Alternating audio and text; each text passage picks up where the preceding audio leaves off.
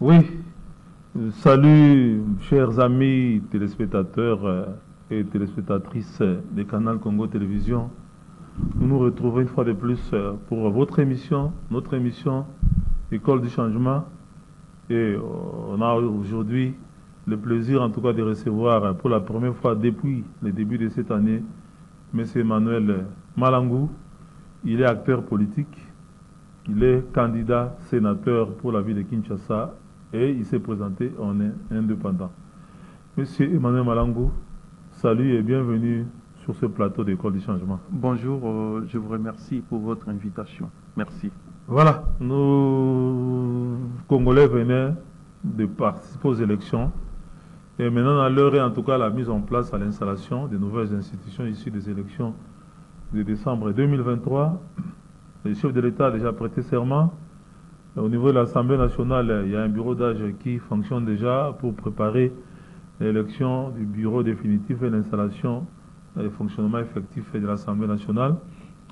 Il reste maintenant des élections indirectes des gouverneurs et des sénateurs. Je ne sais pas, est-ce que vous avez un petit commentaire à faire par rapport à ces élections dont vous êtes candidat, quand on sait par exemple que les élections en direct dans ces pays posent toujours problème de crédibilité et d'honnêteté du vote, et ça ressemble souvent à des séances d'achat de conscience et de corruption. Merci pour l'invitation. Nous saluons la démarche démocratique. Nous saluons cette allure et cet élan démocratique que notre pays a emboîté. Nous saluons également les efforts des uns et des autres qui se sont déployés pour que ces élections qui ont eu lieu le 23 décembre 2023 puissent avoir lieu. Nous saluons également la détermination du chef de l'État, le président Félix Antoine Tshisekedi Tshilombo, qui avait promis d'amener ces pays dans un processus électoral crédible, transparent et aussi démocratique. Il a promis, il a fait. Cela est une joie immense pour tous ces Congolais qui ont espéré avoir des élections libres, transparentes et démocratiques aient lieu dans ces pays. Cela étant fait, nous tendons maintenant vers les élections à suffrage direct des sénateurs et gouverneurs des provinces. Et c'est là nous attendons à ce que le chef de l'État puisse une fois de plus s'impliquer pour que ces élections ne soient pas teintées de corruption et ne soient pas des élections triquées d'avance. Mais nous souhaitons également à ce que les acteurs politiques à tous les niveaux puissent s'y impliquer pour que nous puissions avoir de bonnes élections au niveau du Sénat, tout comme au niveau des candidats gouverneurs. Parce que l'allure qu'a pris notre pays aujourd'hui, aussi avec l'avènement de la réélection du président Félix Tshisekedi, cela montre bien que le pays est en train de partir petit à petit vers une maturité démocratique. Et cela, c'est déjà quelque chose de bien pour notre pays. Nous les souhaitons que les élections qui vont venir puissent être également des élections libres, transparentes et crédibles, et que la corruption ne puisse pas céder place à quoi que ce soit, mais que les grands électeurs qui sont les députés provinciaux puissent jouer à la bonne conscience afin que les gens qui méritent pour aller représenter les peuples au niveau du Sénat, tout comme au niveau du gouvernorat des provinces, puissent faire le travail qu'il faut. Et normalement, cela doit se faire avec des gens éthiques, des gens qui ont la bonne moralité et les gens qui ont des atouts possibles pour que les peuples puissent se retrouver à ces attentes. Si cela n'est pas fait, je pense que ça sera un échec pour ces processus qui tendent déjà à se pointer à l'horizon. Mais nous souhaitons que ces élections puissent bien se passer, que ces élections puissent donner des résultats attendus également par notre peuple. Parce que ce que le peuple souhaite aujourd'hui, c'est de voir les gens qui ont l'amour de la patrie, les gens qui ont envie de pouvoir changer la situation socio-économique de ces pays. Et si cela est fait, je pense que ça sera une bonne chose. Mais nous attendons bien à ce que les chefs de l'État et la CENI qui nous accompagne comme étant organe technique puissent aussi faire son travail comme il se doit. Bon, le chef de l'État, c'est pas comme à quel point il va s'impliquer parce qu'il n'est pas le pouvoir organisateur. Mais il y a déjà la CENI, comme vous l'avez cité, le pouvoir organisateur de ces élections avait déjà attiré l'attention, vous savez, la sonnette d'alarme contre les achats de conscience et la corruption qui émaillent toujours ces élections indirectes. Et puis il y a des échos que la CENI a eu, comme quoi il y a déjà des tractations qui se passent entre les différents candidats et les grands électeurs. Oui. Est-ce que le fait qu'on puisse déjà avant ces élections dénoncer ce genre de situation, est-ce que vous êtes sûr que les députés provinciaux cette fois-ci vont se respecter, vont en tout cas se comporter convenablement sans que les votes soient en tout cas motivés par la corruption ou l'achat de conscience? Bon, écoute, si j'ai cité le chef de l'État ici, c'est parce qu'il il détient ce pouvoir exécutif et je pense qu'en tant que pouvoir exécutif, les chefs de l'État, comme les garants du bon fonctionnement des institutions, je cite son nom parce que je pense qu'il a ce pouvoir de régulariser lorsque les choses ne vont pas très bien. Et les chefs de l'État, je pense que comme étant les garants du bon fonctionnement de l'État, et s'il y a quelque chose qui ne va pas, mais c'est dans son droit aussi, c'est dans son rôle de pouvoir intervenir. Mais ici, vous citez la question des élections sénatoriales, mais vous parlez de candidats sénateurs, des candidats gouverneurs qui sont aujourd'hui à la merci de députés provinciaux. Mais moi, j'aimerais dire ceci. Je pense que les députés provinciaux sont élus du peuple congolais et ils représentent la population congolaise. Et si réellement ces gens sont aujourd'hui au Parlement parce qu'ils ont été envoyés dans ce Parlement pour travailler afin que le peuple puisse trouver des solutions à des plus grands problèmes qui rongent notre société. Les députés provinciaux ne sont pas allés là où ils sont pour dire aux candidats sénateurs, parce que vous savez que le Sénat, c'est une chambre des sages. Le Sénat, comme étant la chambre haute du Parlement, c'est une chambre composée des sages. Et ces sages, lorsqu'ils vont y aller, c'est uniquement pour apporter des solutions à des grands problèmes qui paralysent notre société. Nous avons ces problèmes aujourd'hui dans toutes les provinces, la RDC, nous avons les problèmes dans plusieurs secteurs. Si nous pouvons citer des secteurs routiers, si nous pouvons citer certains secteurs économiques qui ne marchent pas dans ces pays, tout cela fait problème. Et je pense que les sénateurs, une fois élus, ils vont travailler en collaboration avec les députés provinciaux parce que le Sénat n'est qu'un prolongement de l'Assemblée provinciale. Les sénateurs représentent la province, quand même que les députés nationaux représentent la nation tout entière, mais les sénateurs, leur mission, je pense qu'elle est limitée au niveau des provinces. Nous contrôlons les provinces, les fonctionnements des provinces, et nous sommes là comme étant une chambre haute, une chambre composée des sages qui vont apporter des solutions à des plus grands problèmes. Les Sénats, bien sûr, les Sénats peuvent contrôler, le gouvernement vote aussi les lois au même titre que l'Assemblée nationale. Il n'y a pas de problème, mais le rôle que joue les Sénats n'est pas celui de l'Assemblée nationale, parce que je pense que les Sénats, ils sont là uniquement pour des provinces. Et on ne peut pas confondre. Ils peuvent contrôler, mais ils n'ont pas un pouvoir qui peut aujourd'hui changer lorsque les choses vont très mal. Mais ils ont un rôle, bien sûr, ce rôle-là, de contrôler les gouvernements de la République, mais leur pouvoir est un peu limité par rapport à celui de députés nationaux. Mais ici, c'est que le Sénat peut intervenir en dernier lieu comme étant une chambre des sages, et lorsque les choses ne vont pas très bien ou lorsque la Constitution est en danger, dans ces cas-là, les sénateurs peuvent intervenir pour donner leur sagesse parce que c'est de leur droit aussi. Mais vous parlez de candidats députés provinciaux qui sont aujourd'hui plongés dans des candidats députés provinciaux, excusez-moi, qui aujourd'hui veulent des corruptions pour qu'ils puissent voter pour les sénateurs. Mais je pense que... Mais M. Emmanuel, ça a toujours été comme ça. Ça a été ainsi. Ça a été toujours ainsi, mais cette fois-ci, je vous assure que ça ne sera pas comme ça. Parce que nous avons eu des contacts avec les députés provinciaux. Bien sûr, la campagne électorale pour les sénateurs n'a pas encore commencé, mais nous avons des contacts directs avec certains députés provinciaux. Qu'est-ce qu'ils nous disent lorsque nous nous rencontrons en coulisses? Ils nous disent que ce qui s'est passé depuis, nous sommes au 4e cycle électoral. Tout à fait. Des élections sénatoriales. Le premier cycle a eu lieu en 1960, le deuxième cycle a eu lieu en 2007 et le troisième cycle a eu lieu en 2019, je m'excuse. Et ce 4e cycle aura bien lieu ce mois d'avril, le 21.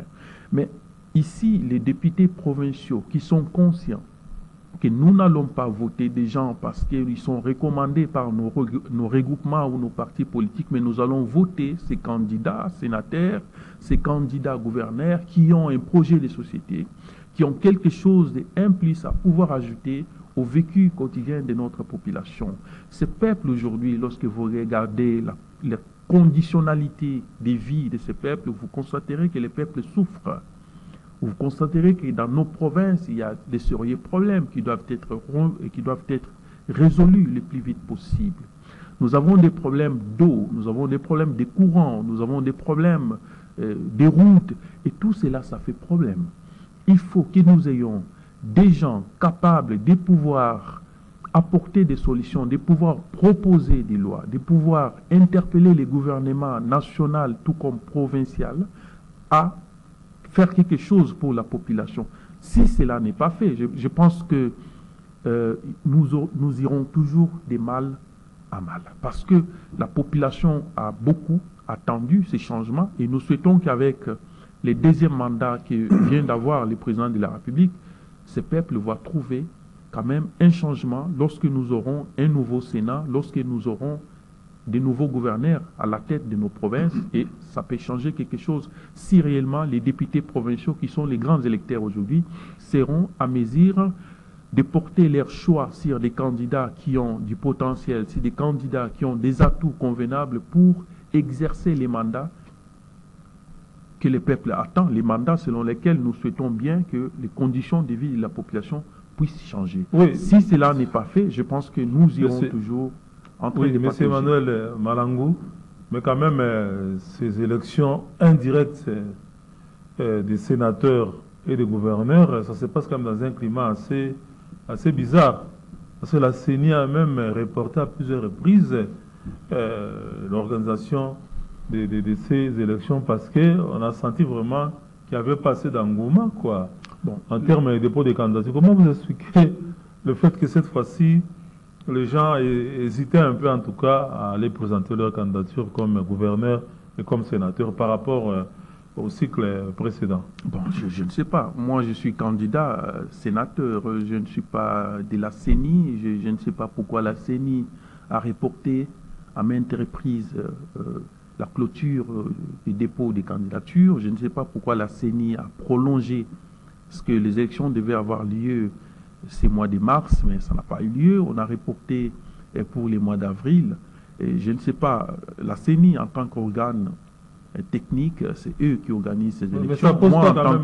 Moi, en tant que candidat, je suis là, je me contente tout simplement de faire campagne auprès des députés provinciaux qui seront mes électeurs. Et ici, c'est que si les gens, on ne peut pas pousser tout le monde à aller postuler au Sénat, on ne peut pas pousser également tout le monde à être candidat sénateur ou être candidat gouverneur si quelqu'un n'a pas d'ambition, si vous n'avez pas de projet de société.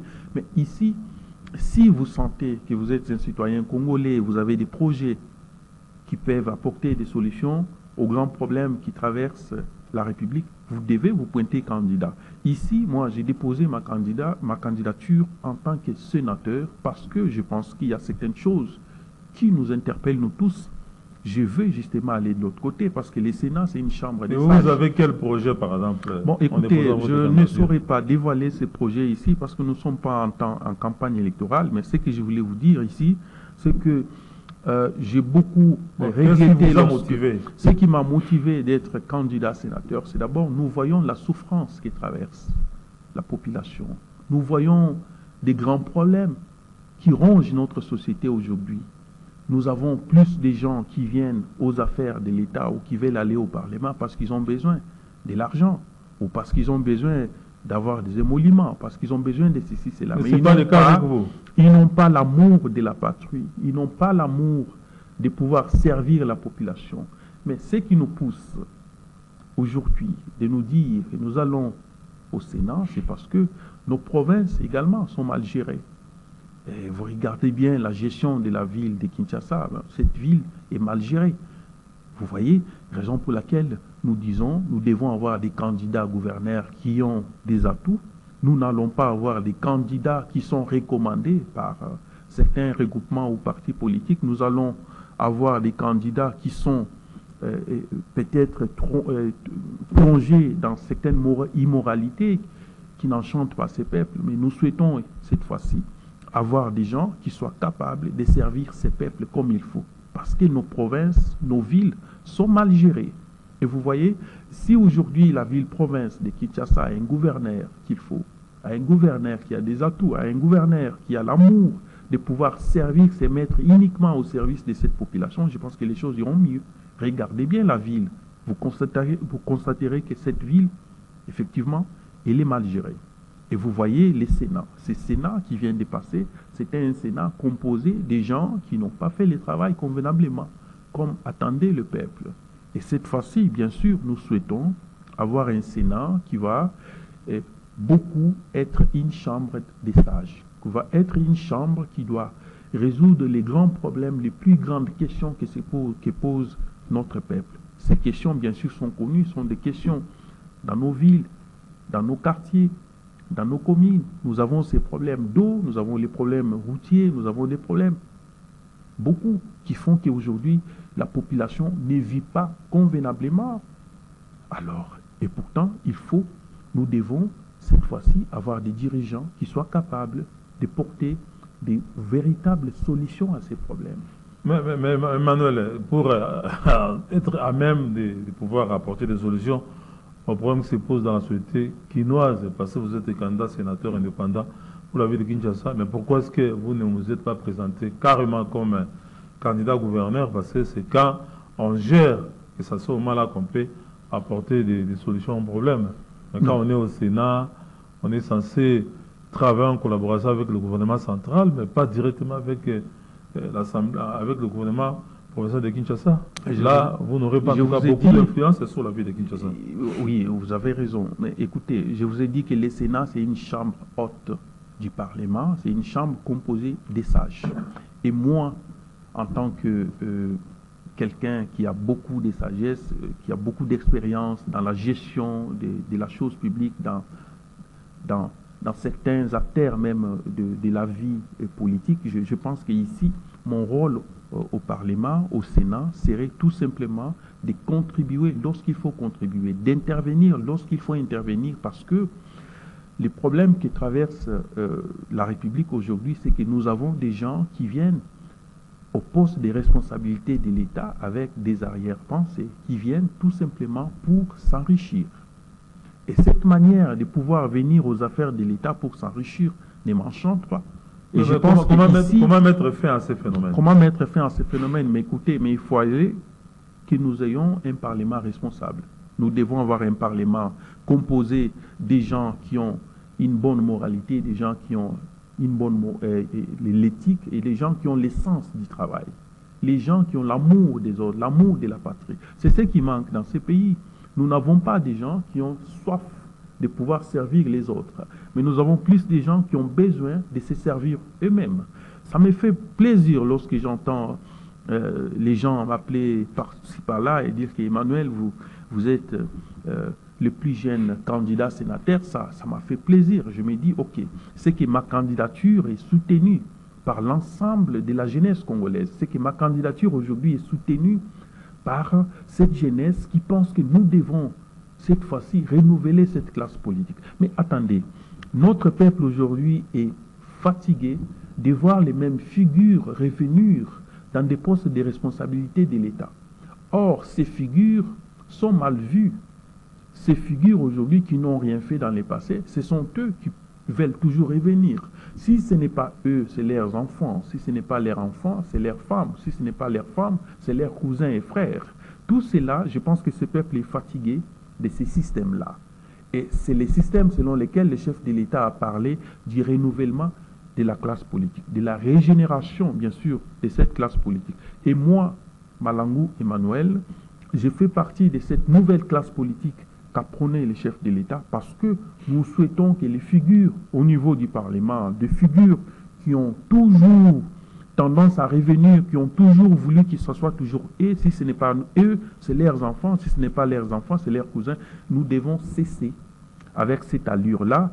Et je pense que le chef de l'État a dit qu'il faut renouveler cette classe politique. Voilà la raison pour laquelle j'ai dit, le chef de l'État a dit qu'il doit s'impliquer normalement pour que ces élections soient des élections libres, transparentes et démocratiques et qu'il n'y ait pas de tentatives de corruption. Parce que lorsque nous entendons dire qu'il y a des recommandations au niveau de certains partis politiques, il y a eu des mots d'ordre qui sont donnés par certains chefs des partis politiques qu'il faut voter pour tel. Non, ce n'est pas ça. Partout dans le monde, les élections ne se passent pas comme ça. Les élections se passent de cette manière. Chaque candidat, sénateur ou gouverneur doit présenter son projet de société. Il doit présenter un profil qui soit capable, à mesure de se faire élire. Mais on n'a pas besoin des gens qui sont là, rien que parce qu'ils sont recommandés par les regroupements politiques, que ces gens soient élus. Et je pense que cette fois-ci, les députés provinciaux, la plupart d'entre eux, ont compris qu'on ne peut pas se laisser faire par des mots d'ordre donnés par les chefs des regroupements politiques, mais nous allons voter pour des candidats qui inspirent un changement. Et ces candidats-là, évidemment, sont là. Parmi ces candidats, il y a beaucoup de jeunes aujourd'hui qui se sont pointés candidats aux élections, tout comme des gouverneurs et des sénateurs. Et je pense que ceux qui sont dans des parlements provinciaux doivent faire les choix pour voter des gens qui ont quand même des ambitions, qui ont des atouts, que de voter des gens qui n'ont pas d'ambition, qui n'ont pas d'atouts, parce qu'ils sont recommandés par mais le problème, Emmanuel Malangou, c'est que, bon, au niveau des assemblées provinciales, il y a des candidats, des députés provinciaux qui ont été élus sur la liste de leur parti ou de leur regroupement. Mais si par exemple il y a des candidats de leur regroupement, de leur parti politique qui se présentent, mais ils vont donner priorité aux membres de leur parti, de leur regroupement. Pas problème. Écoutez, M. JR, cela ne fait pas problème, c'est du n'importe quoi, parce que j'entends trop dire ça, ce sont des bêtises que les gens racontent. C'est des bêtises. La plupart de ces députés provinciaux, ils ont battu campagne avec leurs moyens. Citez-moi 2 ou 3 partis politiques qui ont contribué aux campagnes électorales de certains députés. C'était moi 2 ou 3 partis politiques qui ont donné assez de moyens pour que ces députés provinciaux aillent battre la campagne. Bien sûr, on peut présenter son nom sur une liste électorale, mais on ne fait pas de vous un esclave. On ne fait pas de vous comme un mouton qu'il faut dire et accepter tout ce qu'on vous dit. Ces députés provinciaux, je pense que la plupart sont des responsables, sont des citoyens. Ils voient la souffrance de ces peuples. Ils ne peuvent pas aujourd'hui céder à aucune manipulation, d'où qu'elle vienne, de certains leaders ou de certains responsables des partis politiques pour imposer leur choix. Ça ne passera pas et ça ne se fera pas. Parce que je suis en contact avec des députés provinciaux. La plupart, ils disent que nous n'allons pas nous laisser faire. Parce que dans toutes les élections qui se sont passées, on a eu tendance à manipuler les députés provinciaux. Mais cette fois-ci, cette manipulation ne passera pas. Parce que vous allez voir quelqu'un qui est député national, qui est député provincial, qui est candidat gouverneur et qui est en même temps candidat sénateur. Ça se fait sous quel cieux?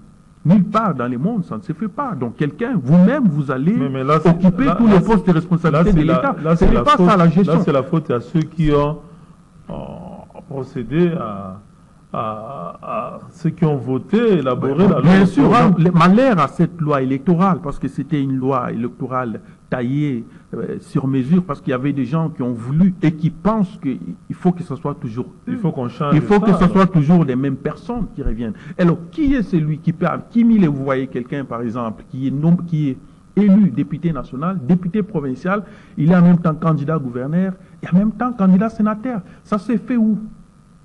Et cette fois-ci, je pense que les députés provinciaux, comme étant des grands électeurs et ils sont responsables aujourd'hui de tout ce qui se passe et ils voient de leurs propres yeux. Je pense qu'ils ne vont pas se laisser faire parce qu'on a tout compris que ces gens ne veulent que leurs intérêts égoïstes. Bon, ils sont là derrière des intérêts individuels. Et la meilleure des choses à faire pour ces députés provinciaux aujourd'hui, c'est de comprendre que la population a besoin du changement. Et ces changements, nous les voulons bien sûr avec le président Félix Tshisekedi Tshilombo, qui est aujourd'hui au pouvoir. Et ces deuxièmes mandats, nous allons les réussir avec des gens qui sont à mesure capables d'accompagner les peuples et d'accompagner également les présidents de la République. Parce que lorsqu'on dit j'accompagne les présidents de la République, c'est qu'on n'accompagne pas les peuples. Non. On accompagne les présidents de la République, mais il faut aussi accompagner les peuples. Et ces gens, la plupart dont vous verrez que ce sont des gens qui voient que leurs intérêts individuels.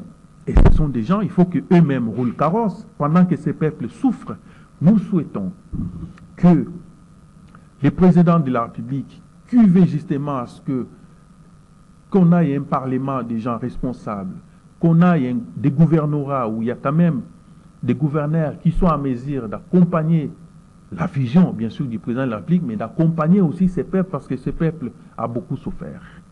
Le peuple a beaucoup souffert. Le peuple, cette fois-ci, a besoin des candidats, a besoin des gens à la tête de leur province qui sont à mesure de leur venir au secours lorsqu'il y a de sérieux problèmes. Nous avons la guerre à l'Est aujourd'hui. Et vous avez suivi vous-même lorsqu'il y a certains députés provinciaux, lorsqu'il y a certains politiques qui sont connus ici, en même temps impliqués et qui travaillent avec les Rwandais et qui coopèrent avec les Rwandais. Et aujourd'hui, cela démontre qu'effectivement, nous avons des gens qui occupent des postes de responsabilité dans ces pays, mais qui sont des mèches avec nos ennemis de la République. Cela doit interpeller notre peuple. Cela doit interpeller ces députés provinciaux qui pensent aujourd'hui que quiconque peut aujourd'hui vouloir corrompre les députés provinciaux parce qu'il a besoin d'obtenir des voix, parce que lui voit uniquement son intérêt individuel, cela ne passera pas. Mais est-ce que le problème, c'est que, vous l'avez dit, qu'il y a des députés, par exemple, provinciaux qui ont été élus, ont battu campagne avec leurs propres moyens, ils n'ont pas été financés par tous les regroupements. Mais il y en a sûrement aussi qui se sont endettés, qui ont vendu des maisons, des biens. Est-ce que l'élection indirecte là, des gouverneurs et des sénateurs, est-ce que ce n'est pas souvent là aussi l'occasion pour... Mais cela ne dit pas... Cela ne dit pas... Revenir, disons, pratiquement, avoir un retour sur investissement. Non. Pas du tout. Cela ne dit pas. Partout dans le monde, la politique, il faut engager des moyens. Vous n'allez pas venir en politique en étant pauvre. Non. Écoute, on ne vient pas en politique lorsqu'on n'a rien dans sa poche. Il faut avoir des moyens, bien sûr, pour aller battre campagne. Mais cela ne dit pas que lorsque vous êtes élu député provincial, et avant d'élire un sénateur ou d'élire un gouverneur, vous devez encaisser de l'argent. Non, c'est de la corruption. Et je pense qu'il y a des services de l'État aujourd'hui qui sont engagés pour suivre de près ces genres de députés, des députés provinciaux qui vont tomber dans ce genre de pratiques parce que la justice est là pour ça. Emmanuel Malango, candidat sénateur indépendant pour la ville de Kinshasa. Pour la ville de Kinshasa. Est-ce que vous êtes, vous, capable, vous êtes disposé par exemple à faire rapport aux autorités compétentes si jamais vous tombez sur des grands électeurs qui vous demandent de l'argent en échange de leur voix? Je vous l'ai dit et je mets ma main à couper que si je tombe sur un candidat député provincial qui me dit que Malangou, pour que tu sois élu sénateur, donnez-moi autant, je dois faire de vous sénateur, mais c'est déjà une corruption. Je serai appelé en tant que bon citoyen à dénoncer mais il faut qu'il y ait des preuves. Et la justice, et bien sûr. Comment vous allez avoir des preuves? Mais je suis déjà une preuve. Lorsque moi je me présente, je dis, ce candidat m'a obligé de donner autant parce qu'il veut que je sois sénateur, il dit, donnez-moi $1000, donnez-moi $2000, c'est déjà une corruption. Et ce sont ces tentes. Monsieur Juer, on ne peut pas parler de ça ici parce que je pense que les députés provinciaux de cette législature sont différents de toutes les autres législatures passées. Et parce que les gens ont compris, ils ont compris qu'aujourd'hui, ce qui prime, c'est l'intérêt collectif. Il ne faut pas voir l'intérêt individuel. Il faut mettre de côté l'intérêt égoïste. Et c'est cet égoïsme-là que nous nous battons, nous tous, pour que quelque chose change dans ces pays. Parce que cela n'est pas dans la vision du président de la République, Félix-Antoine Tshisekedi, qui veut justement ce que les conditions de vie de notre peuple changent. Regardez les conditions de vie sociales de cette population. Vous verrez qu'il y a un problème. Vous verrez que 90% de la population croupit dans la misère. Mais les chefs de l'État avaient promis de faire, pendant ce quinquennat passé, des Congolais des millionnaires. Cela n'a pas été fait. Est-ce que nous pouvons dire que ça a été un échec? Non, ça n'a pas été un échec parce que le président de la République n'a pas eu de bons collaborateurs. Le président de la République n'a pas eu un bon parlement. Le président de la République n'a pas eu un bon Sénat. Le président de la République n'a pas eu de bons gouverneurs qui lui ont permis effectivement de réaliser son projet de société. Et cela fait problème, ça nous interpelle nous tous, parce que dans les carrés du président de la République, il y a encore ce sérieux problème. Il a des mauvais collaborateurs. Le président de la République, je pense le président Kabila, avait dit à son époque qu'il manquait 15 personnes dans son entourage. Et vous voyez, ces problèmes aujourd'hui, ça continue avec le président Tshisekedi. Et je pense que si le président de la République peut revenir en arrière et comprendre que l'entourage lui fait problème, de comprendre qu'aujourd'hui, sur certains projets de société qu'il avait élargis, ça n'a pas marché parce qu'il y a ces problèmes de collaborateurs. Il n'a pas de bons collaborateurs. Il n'a pas eu de gens qui l'ont accompagné pendant ces mandats passés à réaliser son projet de société. Et comme ces mandats... C'est lui qui les a choisis. Il les a choisis. On peut choisir quelqu'un, bien sûr, on peut se tromper sur des personnes, mais il peut aussi s'avérer qu'on tombe sur des mauvaises personnes. Je vous dis que le président de la République lui-même le sait, qu'il n'a pas de bons collaborateurs. Et cette fois-ci, le président de la République, avec ses mandats qui viennent de commencer, et je pense qu'il y aura des gens qui vont pouvoir l'accompagner à réaliser son projet de société. Parce que pour ça, tout le monde a compris qu'il y a ces sérieux problèmes. Mais pour répondre, pour aujourd'hui apporter la solution à ces sérieux problèmes qui paralysent l'exécutif de notre pays, il faut que le président de la République lui-même fasse les choix. Mais ici, bientôt, nous aurons un gouvernement. Mais nous souhaitons bien que ces gouvernements, qu'on aille sélectionner des jeunes, qu'on aille sélectionner quand même certains acteurs qui sont dans la société civile, qui sont capables de pouvoir apporter des solutions aux plus grands problèmes de la population. Bon, mais si cela n'est pas fait, ça fait problème. Parce que nous devons avoir des ministres cette fois-ci qui ont des atouts. J'ai entendu dire qu'on a besoin plus de technocrates. Non mais attendez, ça m'a épaté lorsque j'ai entendu dire qu'on a besoin d'un gouvernement technocrate, mais c'est faux. Il ne faut pas avoir... Les problèmes, il y a monsieur le professeur Mabi Moulumba qui disait à son époque, les problèmes, le Congo doit être administré. Le Congo ne doit pas être gouverné. Nous avons besoin, notre administration aujourd'hui fait problème. On n'a pas une bonne administration. Regardez, lorsque vous passez dans la plupart des ministères, vous passez dans tous les services de l'État, vous verrez qu'il y a ces problèmes. Il y a des gens qui sont là, mais qui n'ont pas des atouts. Est-ce que le problème, c'est pas aussi la politisation dans la politisation dans l'administration et ça tue l'administration. Agents de l'État. Oui, c'est ça le problème. Parce qu'on a tout politisé. On a tout politisé. Donc, si vous n'avez pas la carte de membre d'un parti politique, vous n'avez pas droit à un poste. Vous n'avez pas un poste au gouvernement, vous ne pouvez pas avoir, et aujourd'hui même pour avoir des matricules au niveau de la fonction publique, on oblige. Il y a des couleurs, il y a des tendances politiques. Ça s'est fait où? Aux États-Unis, lorsqu'on parle de l'administration Obama, lorsqu'on parle de l'administration Trump, c'est qu'on se réfère à une administration qui a des fondements, à une administration qui fonctionne comme il se doit. Mais notre administration aujourd'hui pose problème parce que lorsqu'un ministre part, automatiquement, il part avec toute l'administration, il part avec tout son bureau et ça fait problème. Et nous souhaitons, cette fois-ci, avec un parlement, des gens consciencieux de ce qui se passe dans notre pays, avec des sénateurs qui sont à mesure aujourd'hui de comprendre que notre pays va de plus en plus mal. La société congolaise aujourd'hui est en train de croupir dans la misère. Nous souhaitons un Sénat, nous souhaitons un Parlement aujourd'hui qui soit à mesure de comprendre tous ces grands problèmes qui traversent notre société envie de pouvoir apporter des solutions. Parce Oui, que Emmanuel la Malangou, plupart voilà, des gens, lorsqu'ils arrivent au poste de responsabilité de l'État, vous imaginez, la plupart, ils oublient.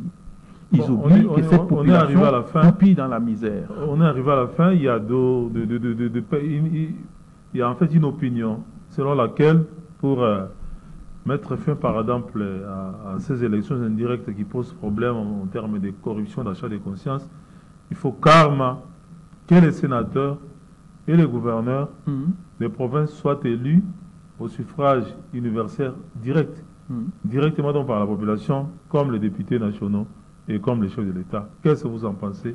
Vous donnez votre point de vue et c'est par là en tout cas qu'on va. Non mais attendez, mais ça va à l'encontre de la Constitution. Nous avons une ça va Constitution. demander de modifier la Constitution. Effectivement, ça va demander de modifier la Constitution, mais n'oubliez pas qu'il y a un projet qui sera mis en place pour pouvoir changer la Constitution des belligérants que nous avons aujourd'hui. Et je pense que je fais partie de ceux qui pensent qu'aujourd'hui, cette Constitution, bien sûr, a été conçue parce que les pays traversaient des moments difficiles. Et aujourd'hui, cette Constitution ne répond pas avec les réalités sociales que nous vivons aujourd'hui. D'où il y a lieu, effectivement, que cette Constitution soit révisée. Et je pense, et je fais partie de ces gens qui pensent qu'aujourd'hui, cette Constitution, aujourd'hui, fait partie des plus grands problèmes qui bloquent le développement de ces pays. Et s'il y a lieu aujourd'hui de revoir certains articles de la Constitution pour les réviser ou les modifier, il n'y a pas de mal. La Constitution n'est pas une Bible. La Constitution, c'est une œuvre humaine. Et bien sûr, lorsqu'il y a des incompatibilités, il y a moyen de pouvoir les changer. Il n'y a pas de problème. Il n'y a que la Bible dont on ne touche pas. Mais si la Constitution était, disons, un livre saint, on n'allait pas toucher. Mais comme c'est une œuvre humaine, je pense qu'aujourd'hui, cette Constitution, aujourd'hui, il y a certains articles qui ne correspondent pas avec les réalités sociales de notre population. Et s'il y a moyen aujourd'hui de pouvoir changer ces articles-là, les réviser, il n'y a pas de problème. À ne pas oublier que cette Constitution a été adoptée en 2006, nous étions dans une situation difficile de guerre. Il y a des belligérants qui sont réunis à Sand City et on a compris que pour faire face à tous ces grands problèmes qui divisaient notre pays, il fallait mettre en place cette constitution. Mais aujourd'hui, cette constitution, aujourd'hui, je pense que ça n'a plus lieu d'être. Il y a moyen de pouvoir réviser certaines choses dans cette constitution pour permettre à ce que certaines choses puissent marcher. On supprime même le Sénat, comme elle le suggère beaucoup. Bon, écoutez, mais si le Sénat constitue comme étant une chambre aujourd'hui qui fait consommer inutilement l'argent de l'État, s'il y a moyen de les supprimer, on peut les faire. Et j'en fais partie pour ces projets-là qui pensaient à l'époque qu'on devait supprimer les Sénats, qu'on devait supprimer certaines institutions et qui bouffent l'argent de l'État inutilement. Et ici, moi, je ne vois pas l'intérêt individuel. Je ne dis pas parce que je vais aller au Sénat que si aujourd'hui il y a moyen de changer la Constitution et de supprimer même les Sénats parce que c'est une chambre aujourd'hui qui bouffe l'argent de l'État. Voilà, merci. Et je pense que là, mais n'oubliez pas que le Sénat, c'est une chambre des sages. Comme nous sommes une nouvelle démocratie, dans un pays qui s'étend démocratique, il faut qu'il y ait un Sénat. Et je pense que ça marche de pair avec la démocratie. Merci. Parce que pour le moment, ce que nous souhaitons, c'est que notre peuple se retrouve aux plus grands besoins. Et ces besoins, c'est lui qui peut aujourd'hui apporter des solutions, apporter des propositions, apporter des conseils au niveau du Sénat. C'est des gens aujourd'hui qui sont à mesure de présenter leurs projets de société auprès des députés provinciaux pour qu'ils soient élus. Il n'y a pas de problème. Merci beaucoup. Emmanuel Malangou, candidat sénateur indépendant de la ville de Kinshasa. Merci d'être passé. Merci à tous ceux qui nous ont suivis. En tout cas, rendez-vous est pris prochainement pour un autre numéro. C'est moi qui vous remercie pour votre invitation. Merci beaucoup. Ok, au revoir. Je vous en prie.